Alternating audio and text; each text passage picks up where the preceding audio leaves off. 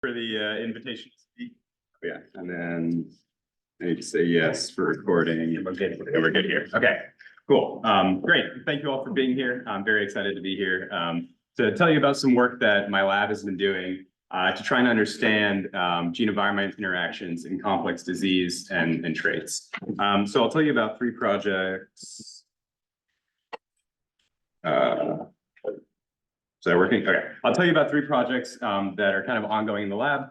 And, I'm very happy to kind of discuss these with you all. And so feedback in these kind of non-published projects would be appreciated.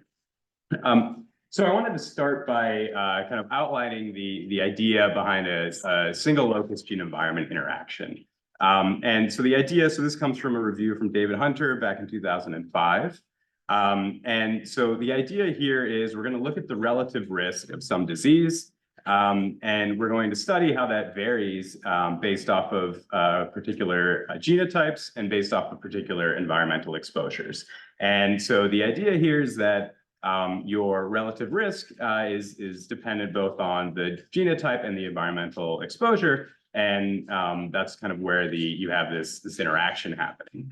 And so we can go into the real data and ask, do we see examples of this occurring? And so this is an example from this review where they're looking at colorectal cancer and variants at this particular gene, UGT1A6, and regular aspirin use. And so what you see here is that the effect of the genotype on the risk of colorectal cancer depends on not just the genotype, but also on aspirin use. And you can see that when individuals have the variant and they regularly use aspirin, that the relative risk of colorectal cancer is much lower. So what we'd like to do is go into real data and find lots of these examples, because there's clearly some very interesting biology underlying this kind of result. But if you go and look at genetic architectures, what you find is small genetic effects tend to dominate the picture. And so what I'm showing you here is kind of the most recent GWAS on height. And so, they're up to 5.4 million individuals, and they can scan across the entire genome, and they see that about a fifth of the genome has an independent effect. So conditioning on all the other effects, these are the kind of independent effects. So that's very exciting. But then when you go and you ask how big are these effects, they tend to be quite small, right? And so that's what this plot on the top here is showing. On the x-axis, you have the minor allele frequency. On the y-axis, you have the effect size. And what you see is for the vast majority of the effects, they're smaller than 0.05 standard deviations in terms of height. So these tend to be very small effects. And so the kind of problem is, if you're trying to find these nice examples like in this previous plot, it's just very hard to find. Genetic effects tend to be small. The space of possible environments is large. And so we kind of have a problem. And so we can kind of ask the question, are we able to find anything? And maybe, can we use some of these polygenic analyses to try and identify in aggregate polygenic GxE.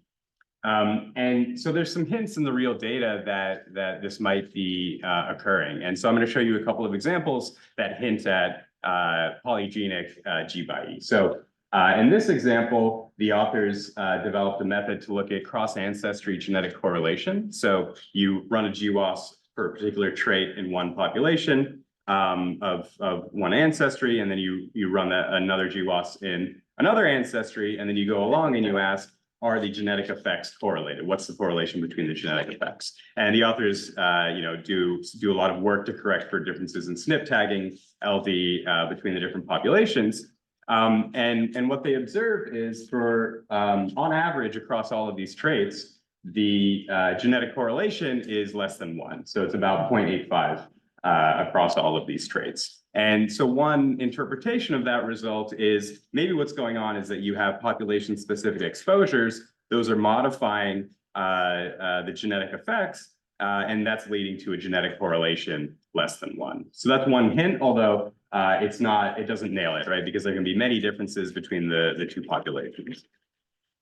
Another hint that you might have polygenic GxE is by looking at prediction accuracy of polygenic scores. So here in this paper from Mostafavi et al. in eLife back in 2020, the authors looked within an ancestry and they looked at polygenic score accuracy and conditioned on various variables. So here, the example is years of schooling against socioeconomic status. And the different colors are different GWAS trained on different sets. And what you see is as the socioeconomic status changes, the prediction accuracy varies, right? And so one interpretation of this is maybe you have GxE, and as the environmental variables are varying, the genetic effects are varying, and so your prediction accuracy decreases then because, yeah, Jim. That's the prediction accuracy of the PRS? Of just the PRS, yeah. So it's the incremental part is over a base model that doesn't include the genetic score. And I'm happy to be interrupted, so please feel free to jump in. Again, this is maybe hinting at some GxE, although it doesn't explicitly look at GxE and it doesn't quite nail it. And so if you put these kind of observations together, I think there's still some major unresolved questions about the contribution of gene-environment interactions to heritability and complex traits. How widespread are these, and what's the kind of the contribution? And so in this work, we tried to kind of set out and lay out different ways that you can have polygenic GxE, and we tried to develop different approaches to detect them in the real data. And so the first way that we can get GxE is this idea of having an imperfect genetic correlation. And so in the very strictest model, we can imagine you have some environmental variable, there's low values, there are high values, and the y-axis here, I'm showing you the variance. And so in orange is the environmental variance, and in blue is the genetic variance. And so in kind of a very strict model, we can imagine that the heritability is the same. So the proportion of genetic variance is the same between the environmental, between the environments, but the genetic correlation is less than 1, right? So the overall amount of variance is the same, but the genetic correlation is less than 1. And so that's kind of similar to what you see in that first example of cross-ancestry genetic correlation. Then we can imagine a scenario where you have perfect genetic correlation, but the genetic effects are multiplied so that the heritability differs between the environmental variables, right? And so here you can imagine that you are multiplying all of the genetic effects by a scalar, and that'll then increase the amount of variance that's explained by the genetics. And finally, we can imagine a scenario where the overall phenotypic variance increases. So this is sort of thinking about the absolute value rather than the relative. And so in the kind of strictest example here, the genetic correlation can be 1, the heritability can be the same, but the overall variance that's coming from the genetics changes between these two E variables. Right. And so we can so the genetic correlation, I guess you can kind of imagine this as you've run a GWAS for all individuals in the low E variable, and you've run a GWAS for all the individuals in the high E variable, right? So you've measured the genetic effects at every locus, and then you're running you ask how correlated are the effects for all the SNPs across the environments. Taking just the correlation. Coefficient. Just take the beta coefficients. Yeah, exactly. And so what we can do here is split these up into two kinds of GxE. So we can imagine that there's a locus-dependent GxE, and I kind of think of this as the polygenic version of that first example I showed you, where the SNP effect is changing depending on the environmental variable. And you can also, and then we have non-locus dependent GxE. So, and as I said, effect sizes are multiplied by a SNP specific factor, whereas over here, the effect sizes or the phenotypic variance are multiplied by a constant factor across all the SNPs. And so that's how you get the change in the variance. It's aggregated across all of the SNPs rather than having a different coefficient for each SNP. And so the question then is, can we go into the real data and identify situations where this is occurring? And so what I'm showing you here at the top are the different scenarios that I outlined. And on each row of this table is going to be a different metric that we're going to use in real data to calculate whether any of these scenarios apply to a particular trait and environment. Okay. Right. So if we want to detect imperfect genetic correlation, well, we can just run a genetic correlation analysis as I just described. We can apply a polygenic score by E regression approach, where you take the phenotype and you run a regression on a PRS main effect, an environmental variable main effect, and then a multiplicative PRS by E regression term, and you ask if that's significant. And then finally, we can go in and ask, are there differences in heritability between different E variables?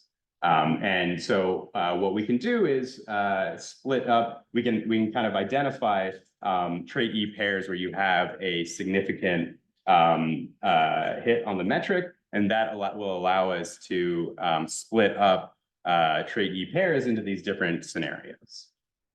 And so I'll tell you a little bit more about how exactly we're going to do that. So you can imagine for the genetic correlation, you can imagine we're going to bin individuals based off their E variable. So for example, take individuals with high alcohol consumption, individuals with low alcohol consumption, run a GWAS for our trait. Here, for example, is BMI. You can see that the distribution of p-values are slightly different between the two, indicating that there's something going on. And then we can use any off-the-shelf method to estimate the genetic correlation between the bins of the E variables. That's going to get us this question, are the genetic effects perfectly correlated or not? So the noise would be the sampling error. So here, there's two sources of noise, right? So there's sampling error, but there could also be real differences in the SNP effects between the different environments. And so the genetic G is equal to 1. not if RG is equal to 1. I think I don't understand the question. I mean, on the slide it said RG less than 1 question. Yeah. If RG was equal to 1, then it would only be sampling error. That Yeah. Yeah. I think that's right. Yeah. So, yeah, how do you distinguish? I mean, how could RG be equal to 1 with stochastic variation or sampling error? Well, I get so when you're estimating the genetic correlation, you are not just looking at the estimated effects, you're also looking at the standard error of the estimated effects. So you're able to tell if it's more than you would expect just under noise. We're actually looking at the correlation of the effects of the estimated 1+0. Yeah. So the null is that the correlation is 1, right? And then we can get an estimate of RG, and then we ask if it's significantly different from 1, given the standard error in the estimate of genetic correlation. So when you say RG equals 1, you just mean not significantly different from 1. That's what we, yeah.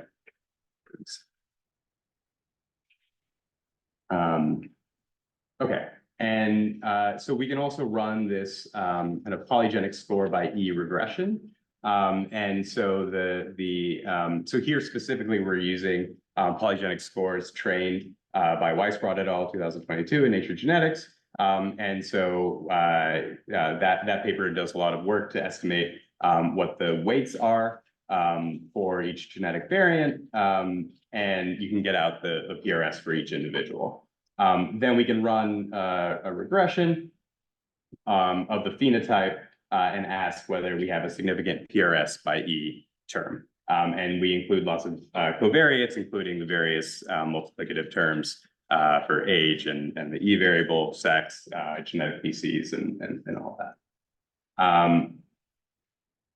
And finally, for testing for differences in SNP heritability, we can bin individuals just as we did in the genetic correlation based on the E variable, and we can estimate the heritability in each of the bins and ask, again, whether the estimate of the heritability is significantly different across the bins of the E variable. And here specifically, we're using Volt-Remmel to estimate the SNP heritability. And so we can go into the UK Biobank and analyze real data. So we analyzed 33 complex diseases and traits across 10 E variables. These include diet-related variables, sleep, alcohol, smoking, physical activity. We also include biological sex as a variable to study because previous analyses have highlighted that G by sex interactions are there.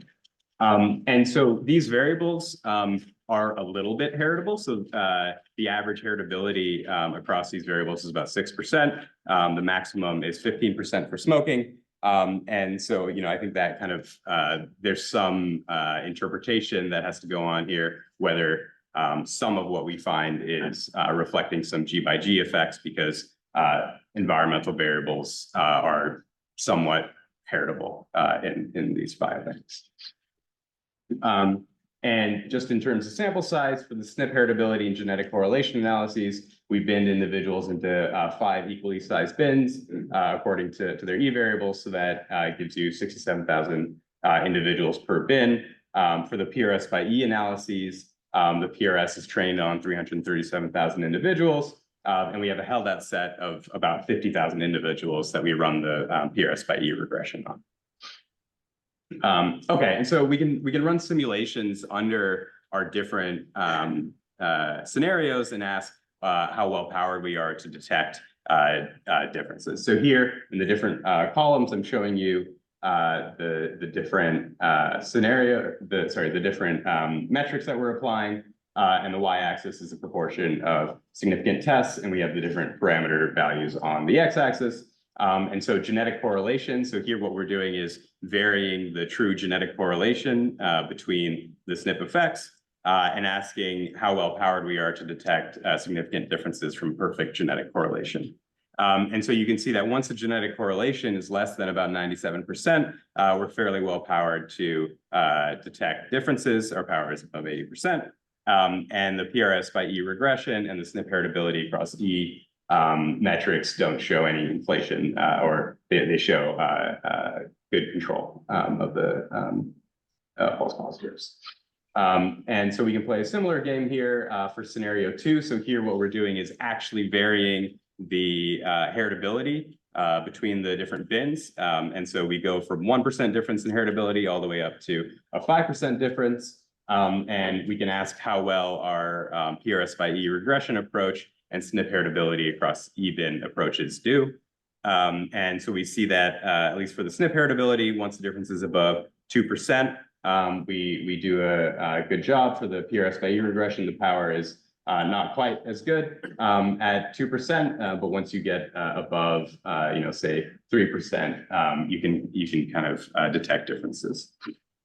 And finally, we can look at in scenario 3, remember this is proportional amplification. So we are kind of magnifying the amount of variance, both genetic and environmental, in the different E-bins. And so here the genetic correlation doesn't show any, that's good. It doesn't show any power and or it doesn't show any false discoveries. And same with SNP heritability, but the PRS by E regression is well powered once you get to about 7.5% amplification. And so, the interpretation is we're multiplying the phenotypes in one of the environments by 1.075, right? So we're kind of just increasing the variance there.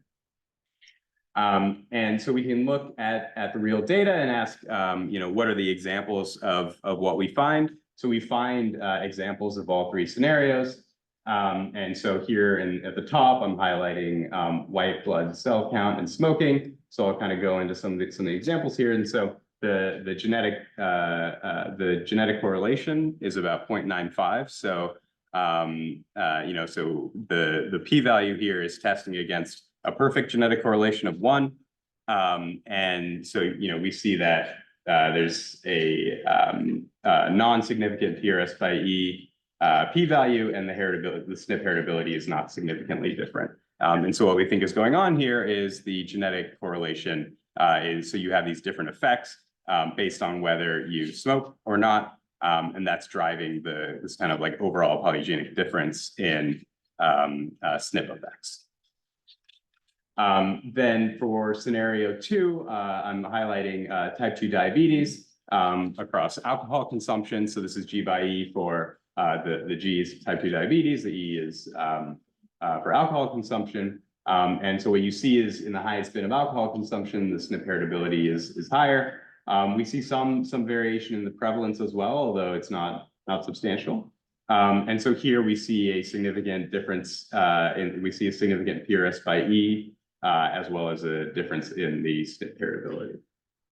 Finally, for scenario 3, and one example here is waist hip ratio adjusted for BMI versus time spent watching TV.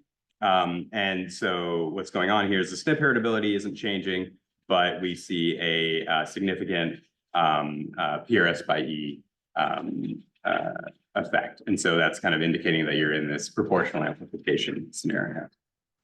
And so we can zoom out from those examples and look across lots of traits and lots of E variables. So here in each of the panels, I'm highlighting the different scenarios, and each row is a different trait, and the colors are different E variables. And so, the x-axis is the variance explained by G by E. And so you see that there are lots, although the variance explained tends to be small, which I think is kind of consistent with previous papers that have looked at the variance explained by G by E.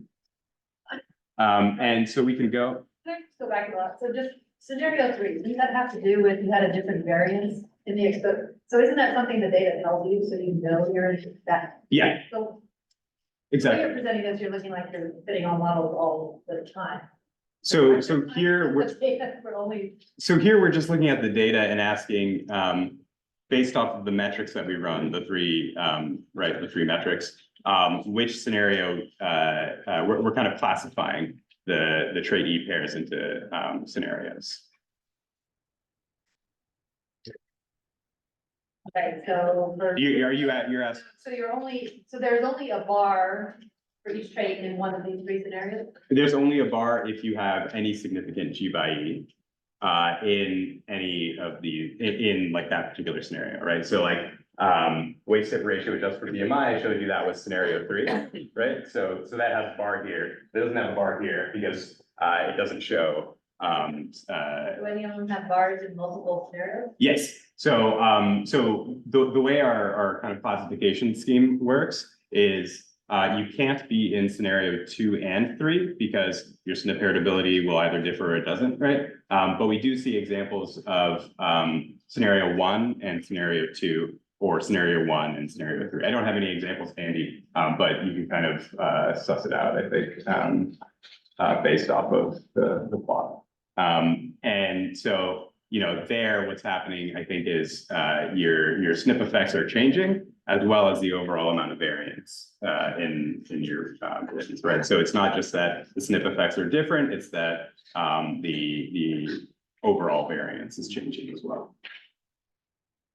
These are all continuous traits. No, so some of these are disease traits and are binary traits. And for those ones, we think probably what's going on is the transformation from the liability scale to the observed scale is inducing some apparent G by E. And the reason we kind of think that is if you look at highly correlated continuous traits, so for example, type 2 diabetes and like HbA1c, right? If you look at the G by E that you find for type 2 diabetes, it tends not to be there for HbA1c. So that implies that, something about switching from this liability scale to the observed scale leads to some induction of G by E. And I'll talk a little bit about that in the next part, actually. So how did you compute variance explained by G by E here? So it varies based off of the scenario. So for scenario one, you can write out a model of how the estimate of genetic correlation is related to the variance explained by G by E. And so, you know, basically, you can kind of directly compute it from that. What's your variance measure for a binary trait? What's my, sorry, variance measure? How are you computing that, the R squared for a binary trait? Oh, so for a binary trait, it's going to be, we run the GWAS. We'd run the GWAS on one bin of the genetic, of the environmental variable, and then we run another GWAS, right? So we estimate the genetic correlation between the two by looking at how correlated the SNP effects are. And then we're taking that estimate, and then we're converting that to a variance explained. And that's, I don't remember off the top of my head exactly what it is, but it's a pretty simple transformation of the genetic correlation to the variance explained. And then for the other two scenarios, we look at the variance explained in a model, including a multiplicative interaction term between the PRS and the E variable, compared to the variance explained by a model without that multiplicative interaction term. And so it's kind of like the incremental variance explained by the PRS by E term. So that's for scenario 2 and 3. 2 and 3. Yeah. So is scenario 1 like a Peter Vischer kind of approach? What do you mean by Peter Vischer type of approach? Like a GWAS, typical kind of GWAS approach for variance. Yeah. Heritability. Yeah. I think, yeah, exactly. Yeah. I think, you know, some of the like Gremel type stuff that he's published in the past, I think it picks up on the same thing. Yeah. Okay. And I won't spend too much time on G by sex, but we also find examples across all three of these scenarios. And again, if you kind of split it up across all of the traits, you see that there's quite a lot of G by sex effects, which I think are quite interesting. And so I'll summarize here by kind of trying to synthesize what all of these measurements mean in terms of the trait biology. And so we think that our results point to a model where the E variables interact with genetics at several different levels. And so you can kind of think about an abstract model where you have independent genetic effects that you know, add together and are kind of concentrated into pathways. And then the effects of those pathways lead to other pathways, and eventually you get to a trait. And so if you're kind of looking at the genetic correlation, I think what's happening is you are identifying E variables that interact with these independent genetic effects before they're aggregated into pathways. And then scenario 2, what's happening is the genetic effects have been aggregated, but now you're kind of modifying the effects of the entire pathway, right? And for scenario 3, you've kind of already aggregated all of the effects of the pathway, including unmodeled environmental variables, and you're kind of modifying the last step in the as you like kind of go along the biological hierarchy to a trait or a disease. And so to summarize for this part, for many traits, genetic effects are context dependent. We do find evidence for polygenic G by E arising from both locus dependent and non-locus dependent interactions. And we have a preprint of this work up. And so if you have more detailed questions, and you know, please feel free to check that out. It's on medRxiv. Okay. So can you maybe expand just a little bit more? You were talking about you were training your PRS model. You give us a little bit more detail. And also, I was looking at the wavefront paper. It seems that they're using functional annotation data to their model. That's right. So if you're pulling away from that, are you taking that also into consideration when you're modeling your interactions through the PRS? Yeah. So just to say a little bit more about that. So the Weisbrot et al. Paper developed a method to improve polygenic prediction accuracy by using functional data, right? So you can ask, you can kind of re-estimate the weights based off of whether the SNPs are, you know, enhancers or something like this, or based off of gene expression. And so They show that they do a better job of prediction accuracy when you include that. We aren't doing anything special in terms of incorporating the functional annotations into the PRS by E, although I don't think that would lead to any differences in the results. Thank you. I mean, a question, I guess, not right now, maybe you'll head this direction, is just sort of downstream use interpretation of these interactions. Yeah. You know, often we think about sort of interactions in terms of guiding prediction, and public health impacts would be sort of, if it's an additive interaction, I mean, the classical way of thinking of, right, if it's additive, then that helps in terms of the public health impact. Yeah. Of identifying certain populations as opposed to multiplicative. This is a little different. I mean, the polygenic GxE is a sort of sum of multiplicative interactions. Yeah. To some extent. Yeah. The others are not, though they're, I mean, I guess the proportional one is an additive impact, is it not? I mean, how do you? Talking about the three scenarios? Yeah. Can you show us the three scenarios? I guess it's I'm trying to think about. You did a nice job in that one figure of saying, okay, what's the biology that might be impacted by these? Yeah. But, is there a impact in sort of risk prediction for using polygenic risk scores, you know, in different populations, and Right. how would that be interpreted under these different sort of? Right. Yeah. I mean, I think one thing that kind of comes out of scenario 2 is that SNP heritability is can be interpreted as the upper bound on your PRS prediction accuracy. And so if the SNP heritability is changing in different population or in different, in different E variables, then you would expect that the upper bound of the PRS prediction is going to be different. So I think that's one angle. I mean, I think there's more to kind of figure out of like, what are the implications of these scenarios? And then, yeah, not totally. I mean, I guess in the heritability case, we talk about PRS portability. Yeah. It would be nice to understand whether, when we see something that isn't portable, so to speak. Yeah. That's potentially due to an interaction / not to the way we chose the SNPs across populations. Right. Or something like that. Right. Agreed. Yeah. So, I mean, maybe one outcome of this is if you observe that and then you go and see, does this trait have any G by E in scenario 2? Yeah. Then maybe that's telling you that. Yeah. So for the models, like specific to the phenotype, so for the covariates to adjust for, because if there's like pleiotropy or something like that, isn't it possible you have an effect just from like confounding or something like that?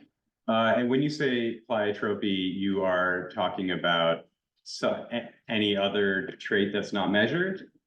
Or measured maybe, that is associated. So the genetic correlation is the same between two traits. Oh, so here we're not we're looking at genetic correlation for a single trait. Oh, I know, but like, what if another trait is associated with that and differs? Like it tracks with it. Right?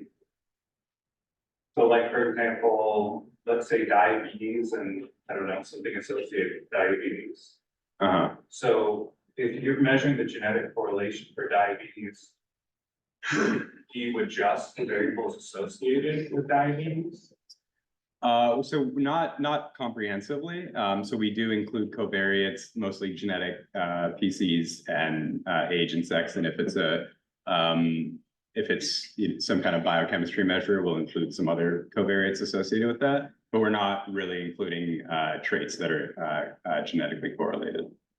And then for the genetic correlation, are you using some type of like LD score? It's LD score. Yeah. So Duncan has a comment in the chat. Duncan, did you want to chime in or? I don't know, Duncan, can you hear? So there's a recent review in AJHG by Westerman? Oh, yeah, I'll be talking about some work with, Okay, so with well, hold on, Penny in a because he Yeah. makes a statement of, they have sort of 5 phenomena uh-huh, and relating that to your 3 scenarios. yeah. Kenny and I are trying to figure out what the overlap is. Okay. Yeah, so, and I'll talk about, some work, if we have time. Okay. There are 2 variables and you have becoming 3 conditions. So is that 4th condition of different heritability, but lower genetic correlation, is that not the? Oh, so if that happens, then we'll kind of say that the trait E pair is both scenario 1 and scenario 2. Yeah. So you're allowed to kind of be in that, that's in that parameter space. And so, in terms of the biological interpretation, I think you're having, but you're able to detect both, I guess like to, all the way at the end here.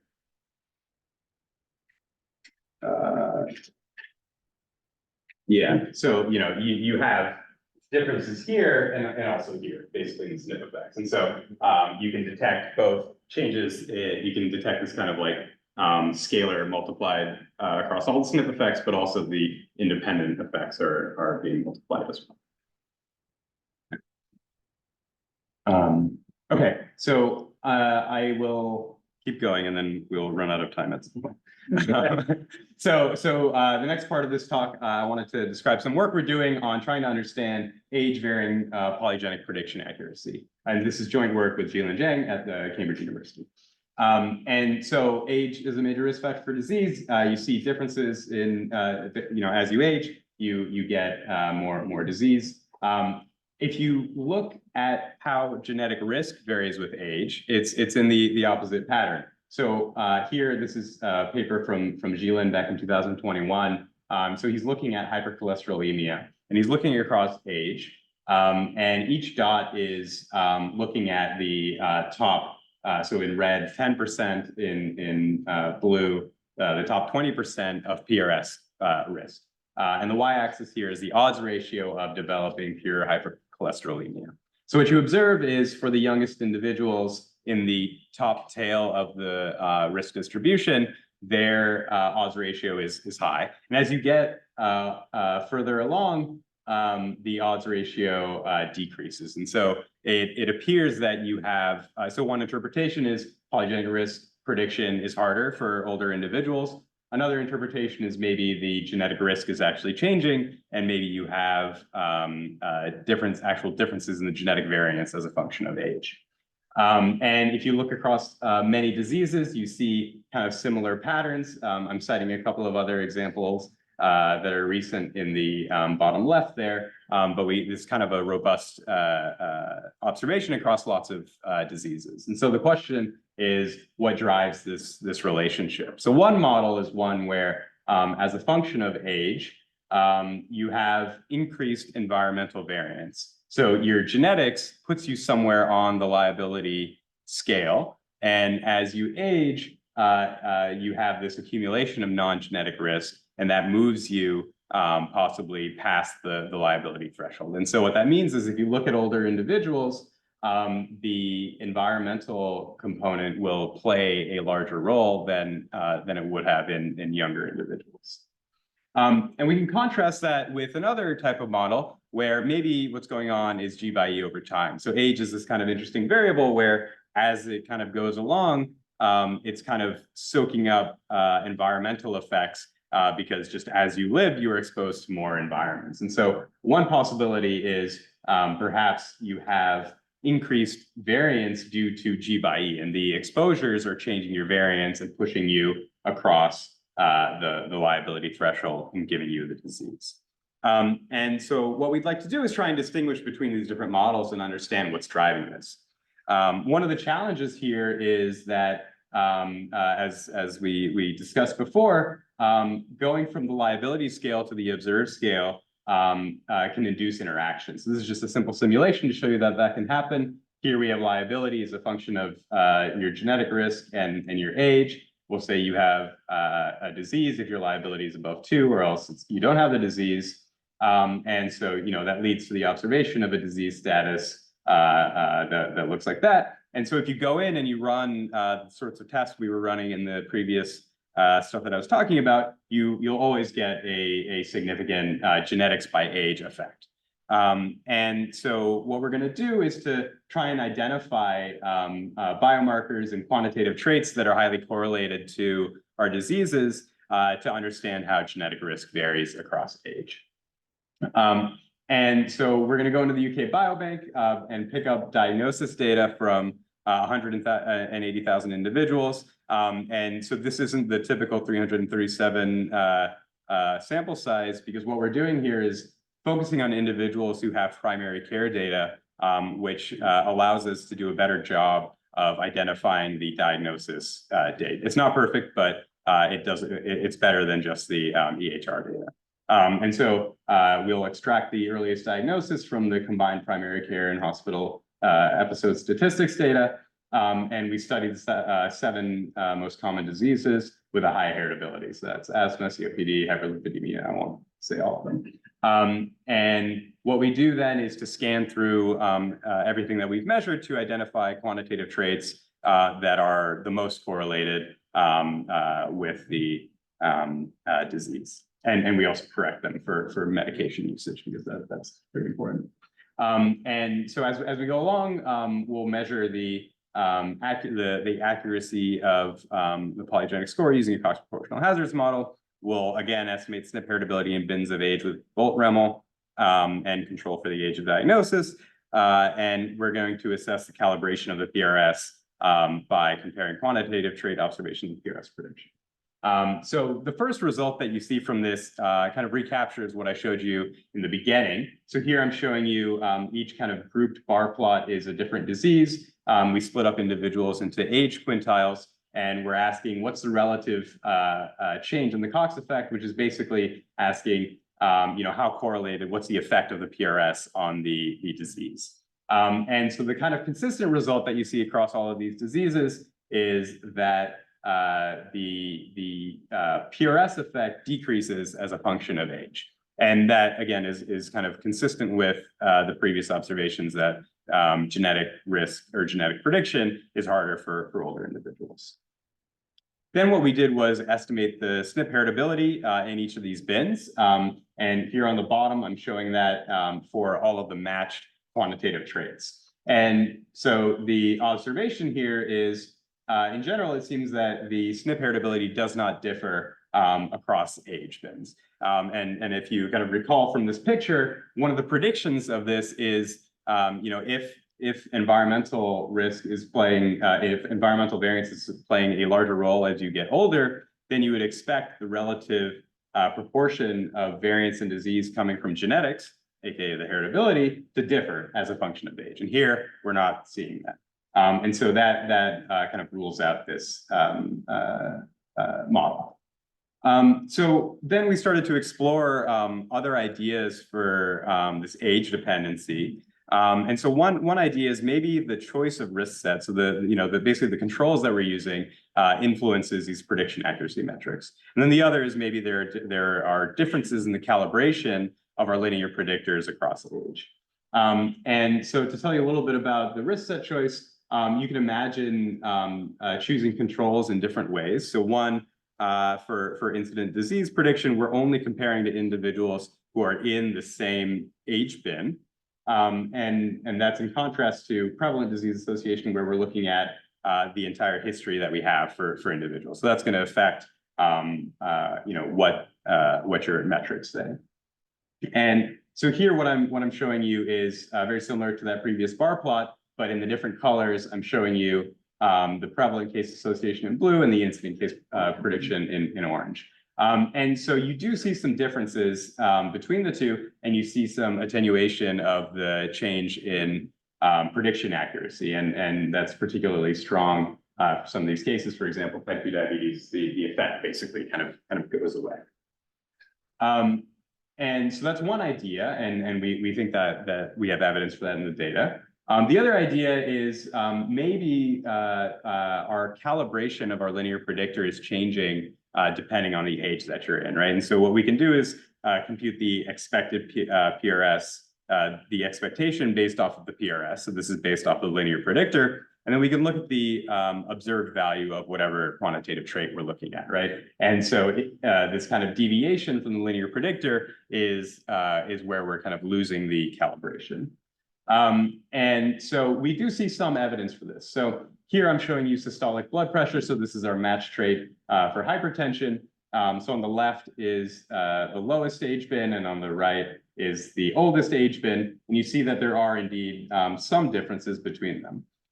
If you kind of aggregate this across all of our diseases, we do see that there are some examples where this shows systematic differences, although it's not a general pattern across all of these traits. And so we think maybe for LDL, the differences in the calibration could lead to some changes in the prediction accuracy, but it's not enough to explain it for every trait. And so to summarize here, the model of increasing environmental variance does not explain these genetic risk profiles changing with age, but we do see evidence for some of these other ideas about which controls you're using and differences in calibration. And we're still kind of working on this idea of this risk set, but we think it could imply that there are changes in the genetic covariance across age that are not matched with the environmental covariance across age. Yeah. If you ever compare this approach to just direct modeling of PRS by age interactions?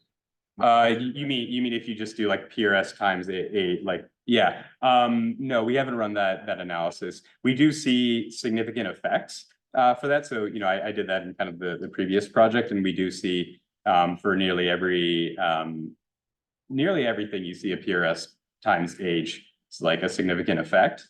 And so I guess the question is that reflecting real changes in the genetic variance, or is that induced by not carefully modeling age as a variable? Yeah.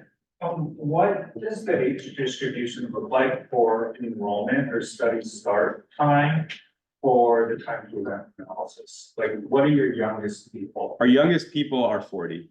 So this is the UK Biobank, so they're 40. So these are all quite old. And I think one of the things we'd like to do is look at this in, you know, much broader age ranges to and then for some of these traits, these are really common. Do you look at how the polygenic risk or distribution changes over age? Because it's probably associated with mortality, right? Yeah. So you're saying like it could be that everyone with a really high PRS like dies early on or something like that. Yeah. So I mean, you know, we're trying to we're still working on modeling that a little bit more carefully. We're trying to use some methods from survival analysis to try and you know, get at that. But I think our analysis is not totally there yet. Yeah. And just a clarification, the UK Biobank sample of 180K, is that European ancestry only? Yeah. Okay. Yeah. Okay, I have 5 minutes left. So I'm just gonna keep going. And I'll try to do this quick. Let's see.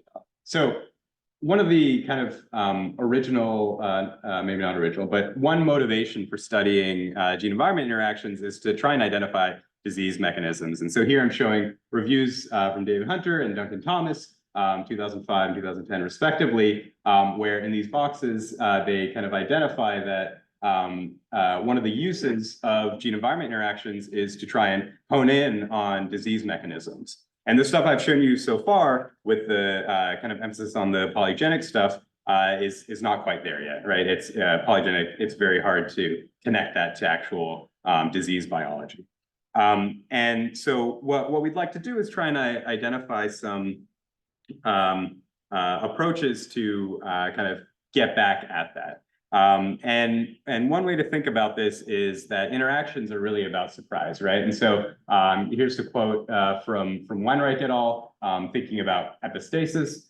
So they say epistasis can be regarded as a surprise phenotype when mutations are combined, given the constituent mutations individual effects. And so we can think about GxE analogously, right? And so one way to approach this is to think about possible mechanisms that can drive G by E. And so here I'm highlighting one of the, so this is that review, Westerman et al., HAHG, came out last Thursday, that highlights one way that you can get G by E, and that's with nonlinear mediators. And so the idea here is you have a G effect that influences a mediator, which has a nonlinear relationship with the outcome. And in order to have this, you need to have main effects from the G and the E's, and you need to have the mediator have a nonlinear relationship with the outcome of interest. And so what we're going to do here is to leverage measurements of protein levels, which have recently come out in the UK Biobank, to try and identify these nonlinear mediators and try and hone in on putative gene environment interactions. And so the way we're going to do that is to kind of write down this model where the outcome is some nonlinear function of the mediator, and then the mediator is some linear function of the genetic effects and the environmental effects. And so we can get at this in kind of a summary statistic based way where we look at G effects on the mediators. So in this case, mediator is a protein level, so those are protein QTLs. We can scan through the entire exposome and ask, is there an E effect on the mediator? And then here specifically, we're looking at the mediator squared effect on the outcome. So the null model is a linear relationship. So what we can do is try and identify triplets, which are a set of three pQTLs, environmental effects, and protein outcome relationships that satisfy these criteria. And so just to tell you a little bit about the data sources, recently there have been these proteomic measurements from the UK Biobank of 3,000 proteins that are enriched for biological interest across 50,000 samples. I think it's a really exciting data set to try and analyze. And then, we have the E variables that are already out there. There are, hundreds of categories. And so here in this case, we're looking at two different outcomes, LDL levels and C-reactive protein levels, where C-reactive protein is interesting because it's a biomarker for inflammation and many diseases as well. So I have 1 minute. So if you do some simulations, this approach seems to have some promise in terms of trying to pull out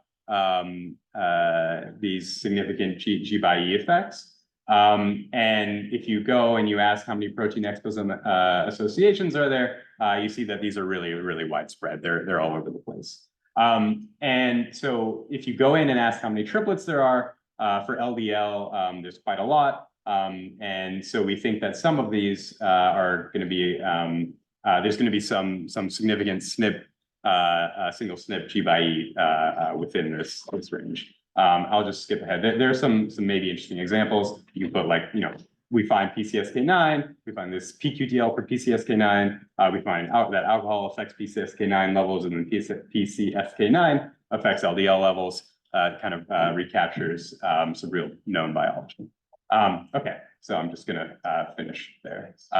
So I'd like to acknowledge Alphys Price, my postdoc advisor, who helped me on the first project.